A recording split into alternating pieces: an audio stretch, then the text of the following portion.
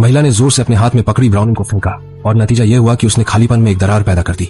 शुरू में उसे लगा कि शायद उसकी आंखों ने धोखा दिया है, लेकिन जैसे ही चुई हुआ आगे बढ़कर ध्यान से जांच करने लगी, उसके हाथ में ठंडी धातु का एहसास आ गया। स्पष्ट था कि चारों तरफ एक अदृश्य हवा की दीवार थी और वो शुरू से ही यहीं फंसी हुई थी। मामला आखिर है क्या, ये समझने के लिए सुई हुआ ने जल्दी से दीवार पर इधर उधर टटोलना शुरू कर दिया।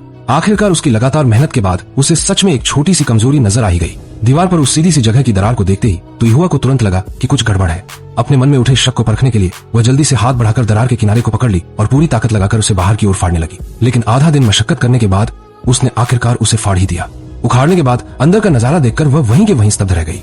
औरत ने पूरी ताकत लगाकर आखिरकार उस गुप्त जगह में छिपा हुआ गुदा उखाड़ फेंका, लेकिन अंदर उसे एक बिल्कुल सटीक जुड़ी हुई दीवार मिली जिसकी उसने उम्मीद भी नहीं की थी।